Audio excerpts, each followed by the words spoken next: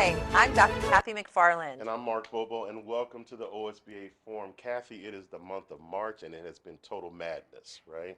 I know, and let's talk about basketball for just a second. And I'm not a big basketball watcher, but I do understand that 3 out of the 4 that are going to the Final Four have never been there. Never, ever. I love that. I love that because I think it opens up people's opportunity to say, you know what, we can do this. Like, we don't have to be the Longhorns. We don't have to be this. We can actually get into the big game. So that's exciting. And on the other side, I think everybody's bracket is totally busted. Just a perspective. Is that, just a perspective. And also, like yesterday, I was with my daughter. We went to the OSU softball game. Oh, nice. And first of all, the place was packed. Good. Number 2, it was against Michigan, and we beat them 11-2. Good. And so it's just been, but also at the same time, this is the month of March, and it was extremely cold as well and windy. So March Madness is totally everywhere. Spring sports in Ohio are tough, as we all know. As you know, because Sarah, before we get to introduce you, but everyone sitting here have children, and they all play spring sports, and it's a tough one in Ohio. So. But we're excited to be here for our OSBA forum, and as always, OSBA is still committed to being that leading voice in public education today. And this forum is yet another example of our support and advocacy to you, our membership, and today will be no different. And Kathy, we got the home team today. Who we have with us? Yeah, I'm excited, Mark. We are here with Sara Clark, our Chief Legal Counsel at OSBA. She provides technical assistance and consultation services to Ohio school boards and districts as they navigate an increasingly complex legal environment. She has a Bachelor in Arts in English and Spanish. I just learned that this morning. So we kind of talked about maybe doing this all in Spanish, but then we thought maybe the next one we'll do that. She has a law degree from Capital University. She's a licensed attorney and a member of the State Bar of Ohio and the Federal Bar of the Southern District of Ohio. Sara's a frequent presenter and lecturer. All of you know she is a super strong speaker. So if anytime you see Sara's name on something, make sure you get into her presentations. She's authored numerous articles and publications. And Sara, we're excited to have you here, and thank you for joining us because I know your schedule's very busy. So, all right, here we go. Sara, what are the pressing legal topics in public education that your team are finding is going on? Yeah, that's a great question. And there's a lot, as you know, that is going on right now. And I think it's a really hard time for school districts because not only do they have the type of legal issues that they're always dealing with that come with running schools, you know, disciplining or handling allegations of misconduct, you know, running the school building, buying and selling property, all those things that legal issues just normally run-of-the-mill come up.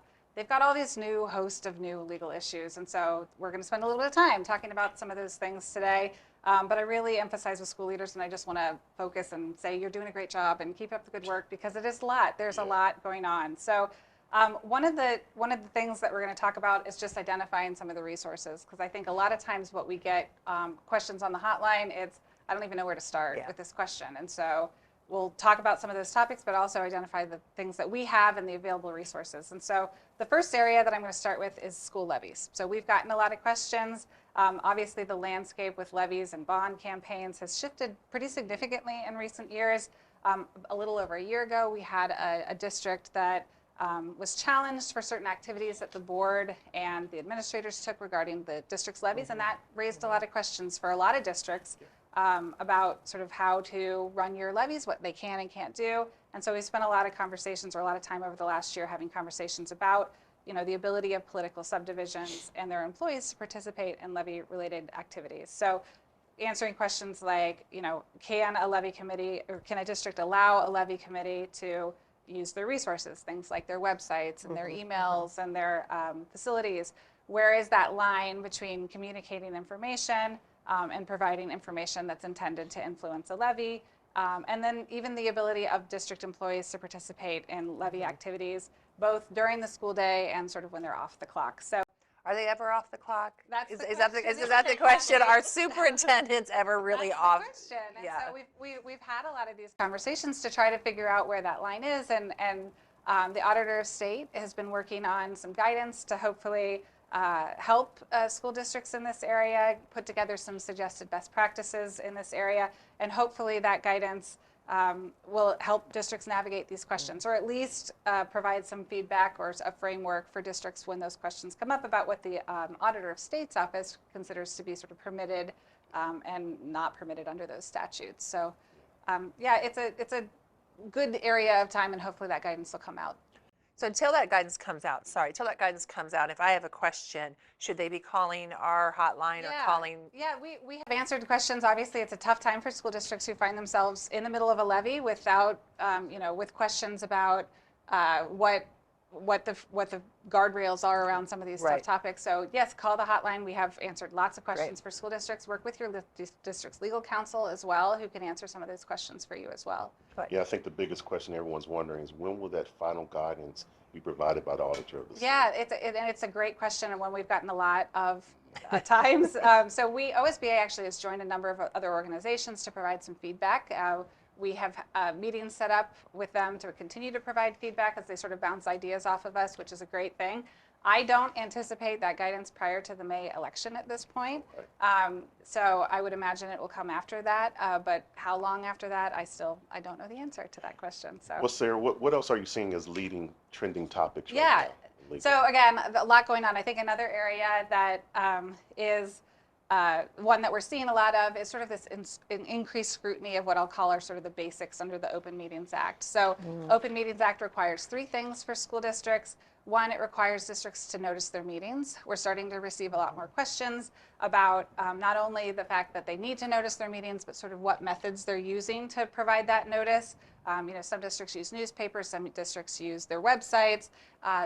We have people who are starting to look at those policies that they adopt, making sure that those are actually reasonable methods for providing notice, and wanting to make sure that their policies are compliant with what's required under the law. So we've spent some time talking with school districts about this. We put together the last policy update, had some guidance for school districts on this. We talked about it on the PDQ webinar on Friday, and offered some suggestions for districts to incorporate into their policies. So that's one area.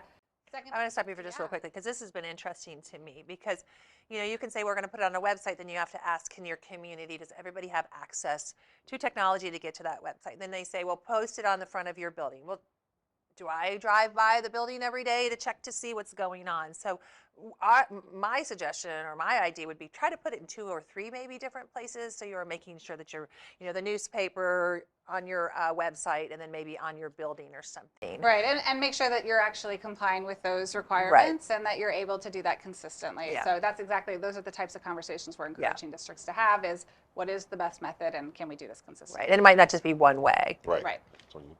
So second area, making your meetings open to the public. That's a requirement under the Open Meetings Act. Obviously, we've seen a lot more attendance at school board meetings over the last couple of years, which is great, but that has raised questions for school districts about the best way to manage public participation while doing the work of the board efficiently and effectively. So a lot of questions about running public participation. What does that look like? So we've put together a fact sheet for school districts that answer a lot of the questions that we've received in that area. Can I ask about public participation? I get this a lot when I'm on the road. Public participation in a school board meeting, is it required by law? Okay, great question. And the fact sheet answers it. But the short answer is no. So meetings of school boards are required to be open to the public. It doesn't require them to speak or give them the opportunity to speak. So they have the right to attend, but no right to participate. With that said, I don't know of a single district in the state of Ohio that doesn't have or offers some sort of public participation. I know during the pandemic we sort of did different things, but I think most districts in Ohio allow for that. They want that information, they want that connection and the opportunity to hear from their communities, and so yes. So what I have seen is different ways of doing that, right? Like everybody sign up and we're going to take 6 random names out of the box. Everybody who signs up, you're only going to get 2 minutes. So that's where it'd be interesting to reach out to other districts to say, hey, what has worked for you? What's the best process? I mean, you do want to make sure that if somebody wants to participate in your meeting, you want them to be able to participate. But then there has been situations you're like, gosh, that they've been up there for a long time. So, yeah. And I think that because of the conversations that have happened, people are starting to revisit those policies and say, okay, what tweaks can we make legally and which ones can't we make? So that fact sheet is a great resource for people having those conversations. And then the last area, the requirement under the Open Meetings Act requires you to take minutes, which seems like such an easy thing, but we've gotten a lot of questions recently about sort of how specific those minutes have to be. We've switched, a lot of districts have switched to, recording their meetings, and so there's questions about, does that video work for your minutes, or do you have to have something physically in writing? And so we've put together some answers to those questions as well. We wrote a journal article about that in the August 2022 journal. So again, if you're a district that has those questions, it's a great resource for you. It kind of answers a lot of the questions we've gotten on that topic recently. So those are some of the questions we've gotten in that area. Another hot topic there. Okay, so we're going to switch to local. We're going to go to the U.S. Department of Education released some proposed changes to Title IX. Yes. Yeah. So let's talk about Title IX and what these changes are and kind of what the status of those rules are at this time. Great. So if we were in person, you would have probably heard an audible groan when you raised this topic, because this is actually the second round of pretty significant regulations. We had some introduced back in 2020, around this time actually in 2020, huge sweeping changes to Title IX, and now we have a new batch. So we had, just as a reminder for everybody, Title IX is the statute at the federal level that prohibits discrimination on the basis of sex for those that receive federal funds, which is almost all of our school districts, if not all of them. And like you said, last summer, the Department of Education had some pretty significant amendments to the Title IX regulations. And before we get too far into this, these are not effective yet. So these are all proposed. We're at the stage where the Department of Education has come out with its sort of list, and we've had a comment period where people can write in comments. So these are pretty sweeping changes, though. So the first one is that they clarify that Title IX's protections against discrimination based on sex apply to discrimination based off a lot of different things. So sex stereotypes, sex characteristics, pregnancy or pregnancy-related conditions, and then sexual orientation and gender identity. So all of those things would now fall underneath the Title IX umbrella for investigation. They also are proposing to change that definition of sexual harassment to include a broader definition of sex-based harassment. And so again, that means that more potential incidents or allegations of incidents will fall under that Title IX process, and districts will have to review those and investigate those under that process. They also are making some updated protections for students, applicants, and employees who are pregnant or have pregnancy-related conditions. We've seen some other federal legislation that provides or enhances protections for those. So this is another area where federal government is looking to include those. And then the processes or the proposed changes would require districts to make some changes to their policies. The policies that they just updated 2 years ago will now be up for another update. So we are keeping our arms around these. And certainly will provide additional information about them. Right. So what are we waiting for? So these proposals are out there, right? And I don't know if not a lot of people are practitioners are out there, but anytime these change, anytime the law changes or the expectation changes, it means a tremendous amount of work for your administration right. team and your districts. Right. So these proposals came down, and so what are we waiting for now, Sara? So there is there's a notice of proposed rulemaking, which is basically to say the federal government comes out and says, this is what we want the rules to be. People have the opportunity to provide comments on this, and comments they provided. So the federal government received 235,816 comments on these proposed rules. Okay. Their responsibility is now to go through all of those comments, review them, and provide their own comments about what they sort of collectively saw and what they're going to incorporate into any final rule. So we're at that stage. They're going through those 235,800. Those are from all over the country. All over the country. And they'll issue what's called a final rule then. And they have committed or promised or alleged or whatever word you want to say, a release of that final rule in May. Okay. Now that can be pushed back and potentially could be pushed back. And then after that final rule is implemented, there'll be an effective date, and then districts will have to basically come into compliance with that rule by that effective date. And it could potentially be a pretty quick turnaround. So the last time the rules were issued, they did come out in May of 2020, and districts were required to come into compliance with that rule in mid-August. So just a couple of months later, it's a lot of work. It is a lot of work. So.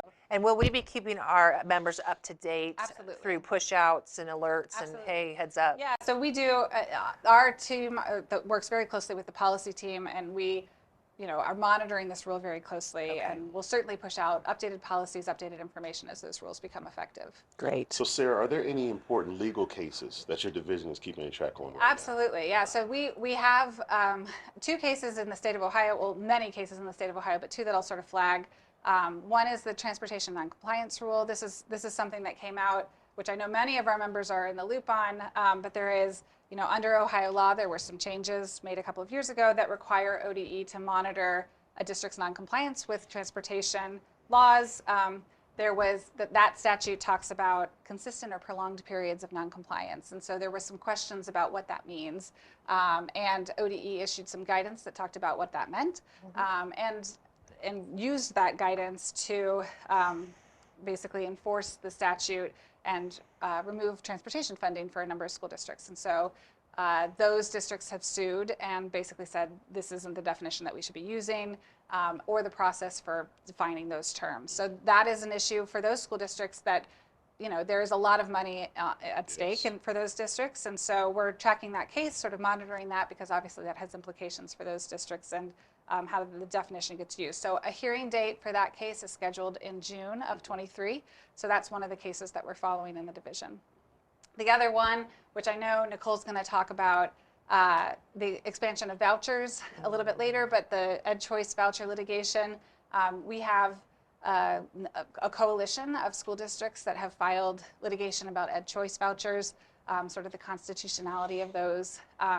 They filed that back in January. Shortly after they filed it, there was a motion to dismiss that. And in December of last year, that motion was overturned, saying basically the case can move forward. So we'll see some movement in that case.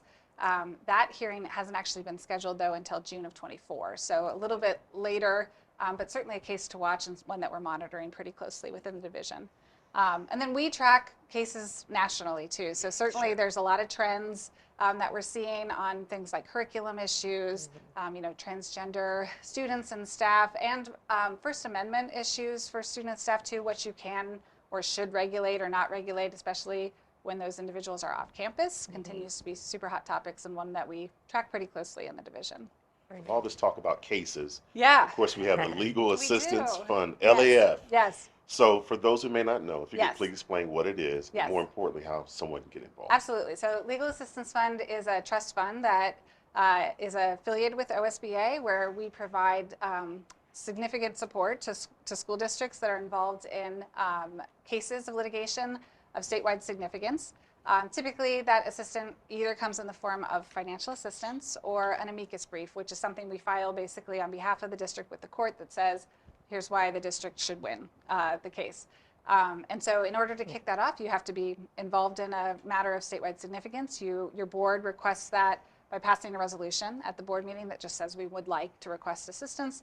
And there's a really short application that typically the superintendent or the district's attorney fills out that says here's a little bit of information about the case and how you can request assistance. And that goes to our trustees, the LAF trustees, which is just 3 trustees. We actually had a meeting on Saturday to request, assistance this past weekend. So it's a great resource and something I really encourage districts to use because it can help. It's a tool there for districts to use. Absolutely.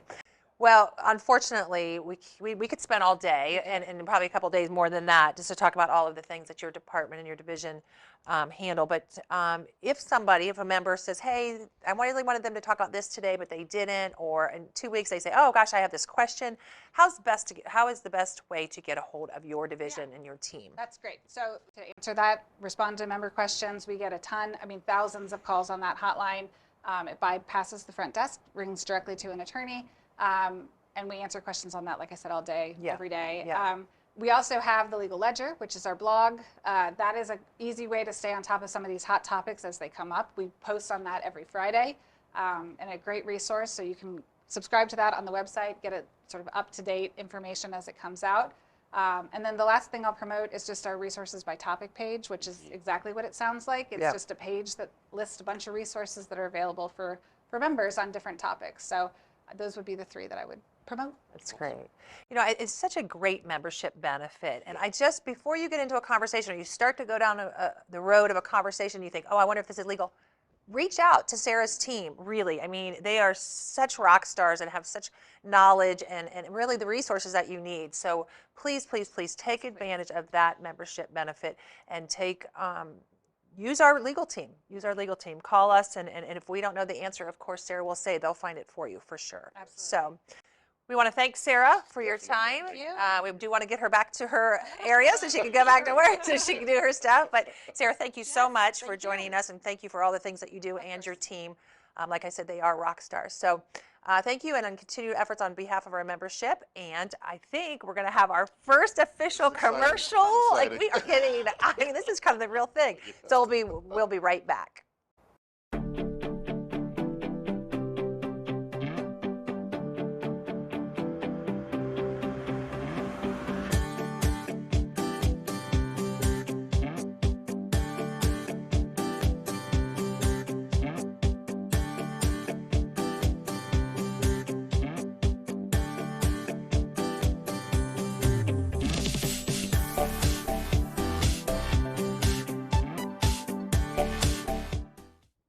Hey, welcome back to the OSBA Forum. Mark, we have another one of our Rockstar team members joining us today. It's all about the home team today, Kathy.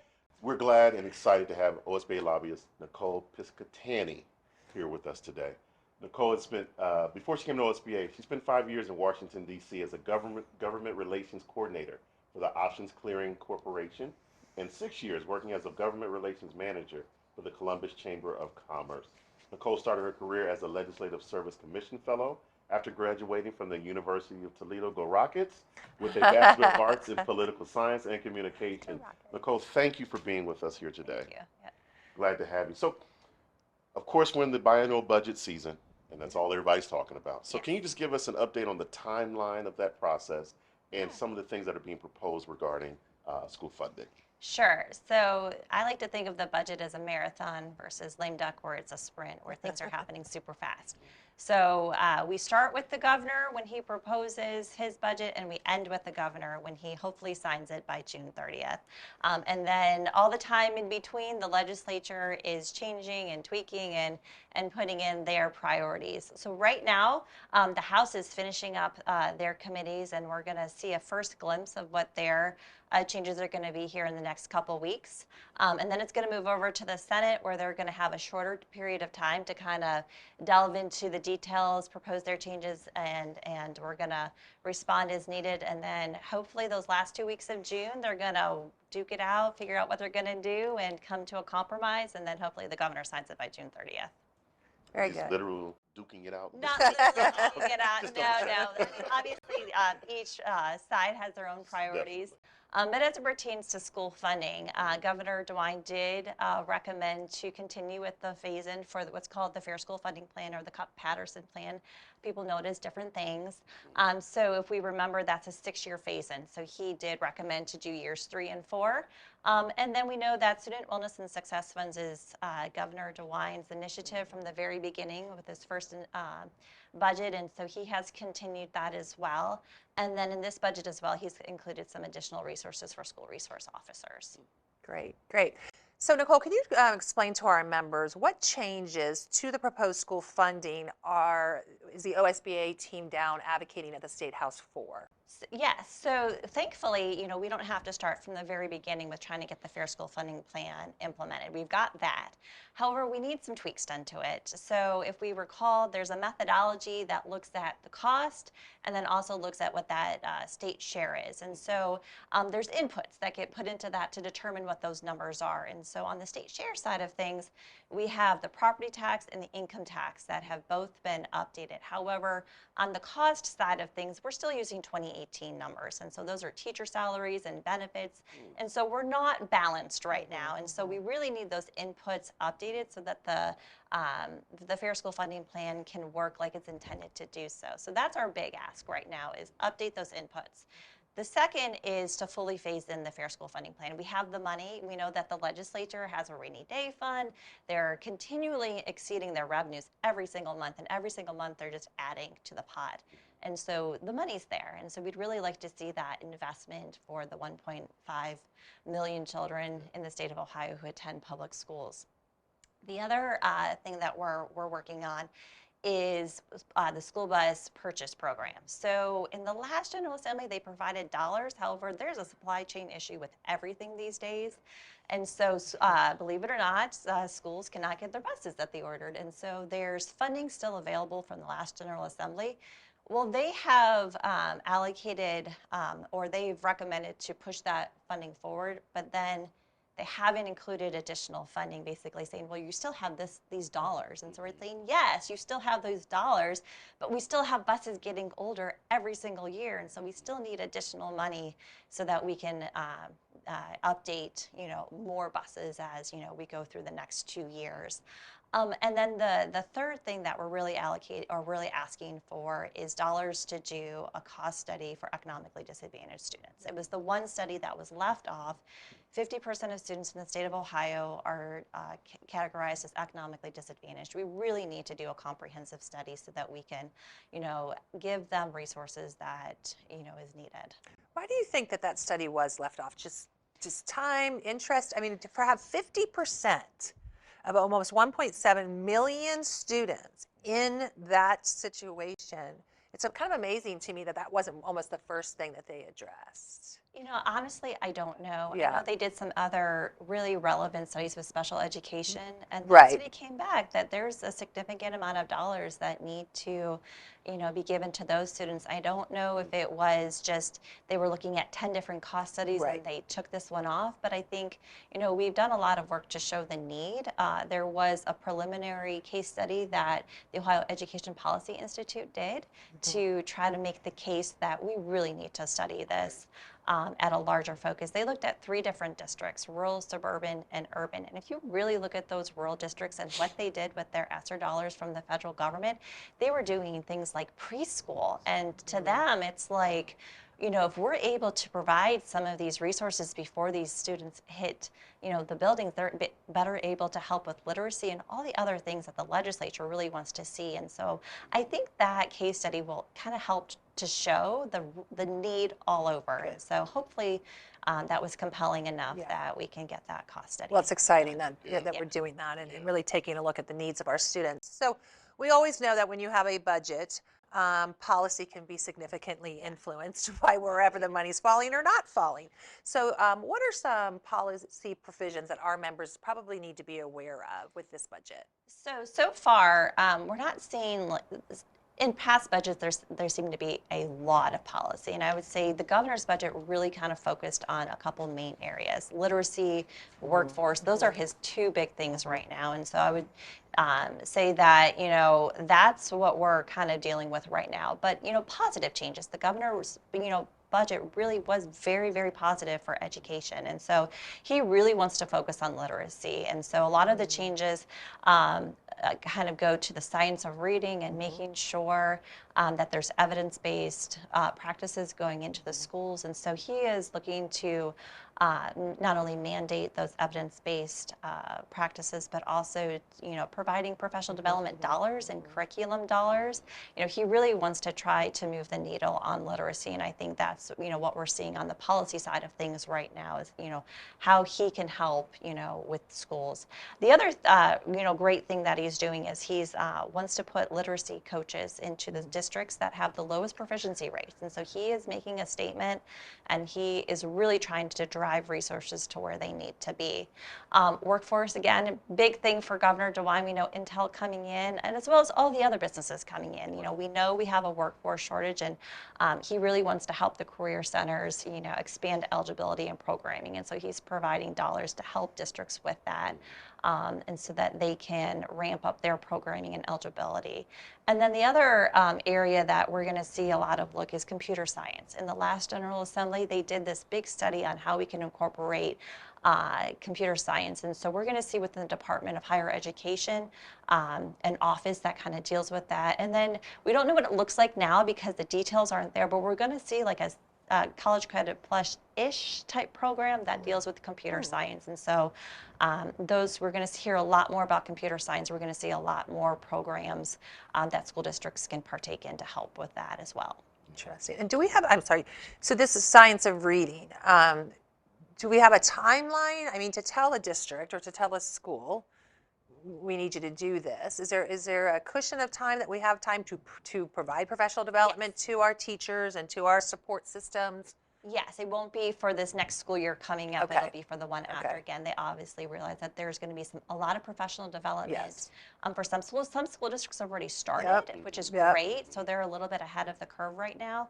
But he acknowledges that this is going to be an undertaking, yeah. and that we're going to need to get professional development in, give time for that, get the curriculum in, and it takes time to turn the boat. Yeah. Yeah. So Yeah, for we're sure. looking at school year 24-25. Yeah. All right, I Yep. just want to make sure I understood that. So I want to first say kudos to the entire team and our partners at OSBA and at BASA for the state legislative conference last Yes, week. yes, Yeah. Having yeah. Governor DeWine with us for him to express many things that you're sharing with Yeah. us today. Yeah. But obviously during those conversations, there was a lot of talk about ed choice Yeah. and the voucher expansion. So I'd like to ask, in regards to ed voucher eligibility being expanded, does the proposed budget include additional eligibility changes? Yes. So this is the first time Governor DeWine has incorporated some sort of eligibility. Usually we see that coming from either the House or the Senate, but he did propose a change.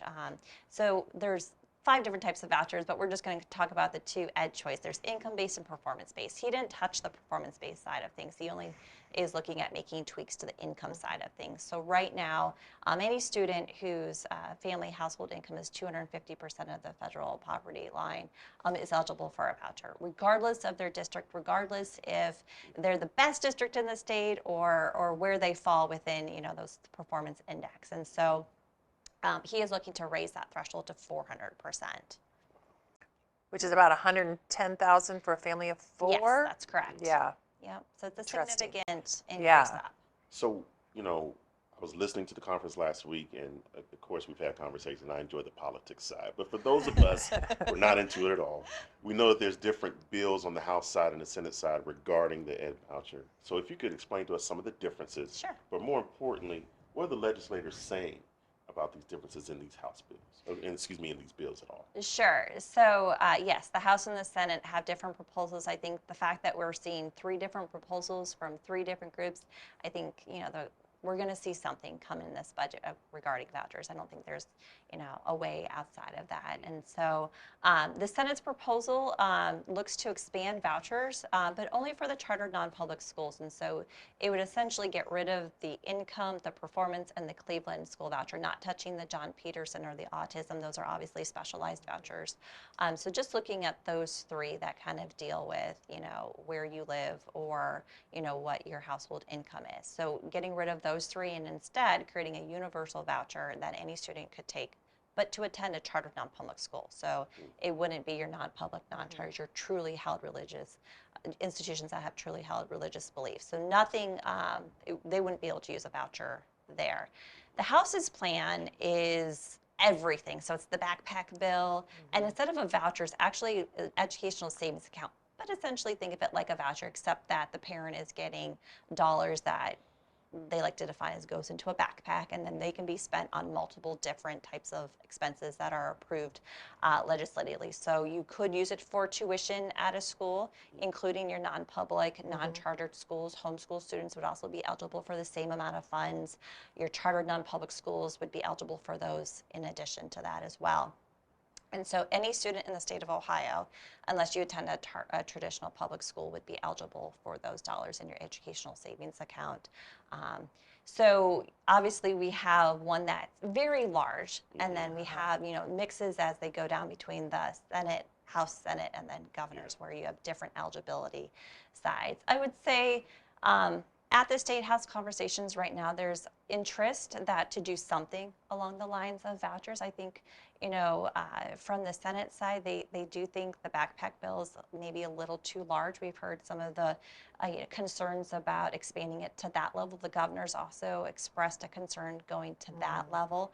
But we'll have to see, as we haven't quite seen what the House is going to put into their budget yet. And so we don't know, where even they are kind of at right now in those discussions. Can I ask you about the accountability piece? Do they talk and spend any time on, if you're going to give money, if the money's going to follow the child, the backpack bill, does the accountability that the public schools have does that follow the child? So if I'm a homeschooler and I'm getting that money, what is my responsibility now to show that I am accountable for the teaching and learning of the child, my child? So these three proposals do not touch fiscal or performance accountability. So what's in place today is what would follow going forward. I will say that the House Education Committee did a great job. They brought in LSE and they talked about the differences as it pertained to the testing requirements, the fiscal accountability, the performance. And so that was really kind of helpful because that's been what our message is that, if we're going to be giving additional dollars to especially chartered non-public schools, non-public, non-chartered schools, that we really need to make sure that the dollars are being spent on what they're intended to be spent on, and also that when parents are considering choice options, that they can truly look at the different schools and see how that school is performing.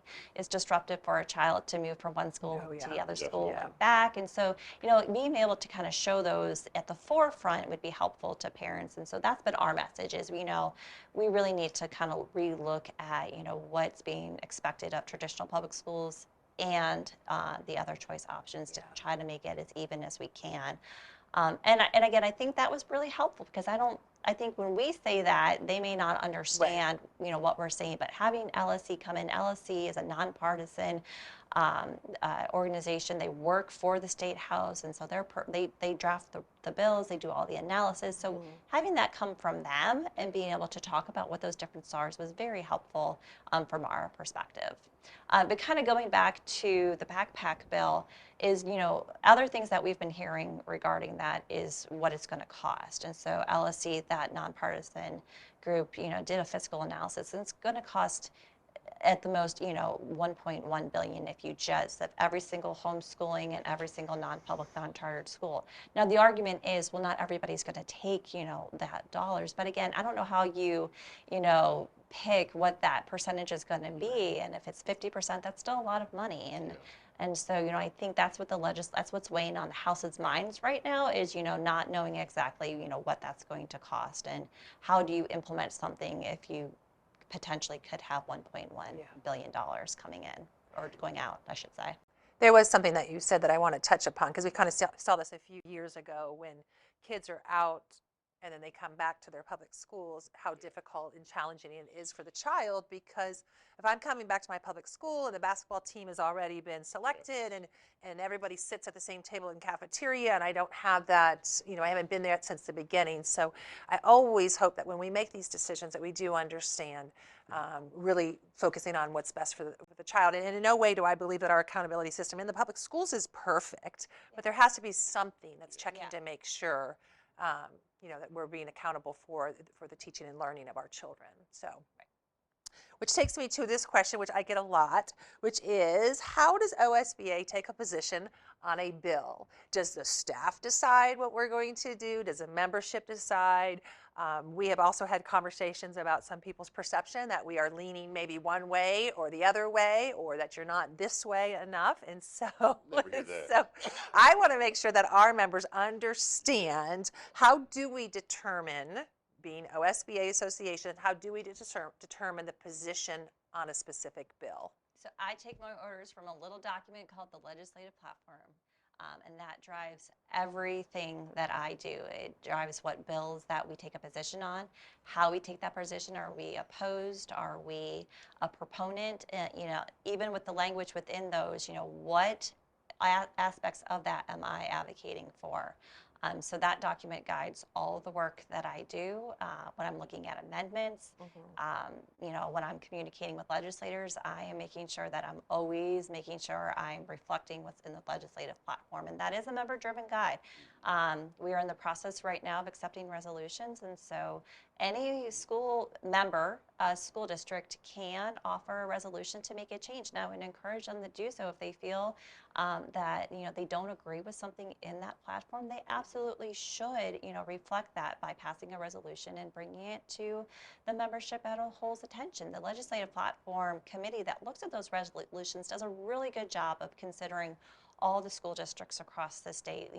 I think, I don't want to speak for that group independently, but I feel like they really do want to make sure that everyone's voices is being heard. And So let's talk about that process. Yeah. Yeah. So where do I find the legislative platform? you can find it online. Okay, on our there's- website? Yes. And if I just put it in the search bar, is it under a certain tab? You can find it on the I'm looking to my advocacy. team out here to say. You can find it on Communication the team. advocacy Okay. tab for sure. but Okay. I'm sure there's probably other places within the website that includes that link to that updated 2023 platform. It updates every single year. So it's not like we're stuck with that for a 5-year period, 10-year period. Every single year, there's an opportunity to update the legislative Okay, platform. let's talk about that piece. So this is time, right, that we are accepting amendments. Mhm. So I go through the platform and I think, oh, gosh, let me talk to this about with my board members, and we want to do an amendment. Where's that form? So there's no form that you fill out. You have a resolution that needs to be duly adopted and signed by the treasurer, and then just submitted to OSBA by May 31st. Where are the rules to that game? Like we know it because we live it, but if we've never done that, how do I see where I write a resolution? Where's the dates that I have to do this by? And what does my treasurer have to do? Where are all those answers? Sure. So the treasurer can absolutely help them with that resolution Okay. and helping them work through that process. We do not help write resolutions. Correct. We only provide the process and the deadline, May 31st. May 31st. May 31st. March, April, May. So we about coming up. 2 months, Yes. 2.5 months. Okay. Yes, but they should definitely reach out and talk to, there are a lot of other districts that do partake in it. So even reaching out to fellow board members who you've known have done resolutions. I think, there's a collaboration and a willing to help others. And so you can absolutely reach out and see, what others have done and kind of get a feel for what a resolution should look like.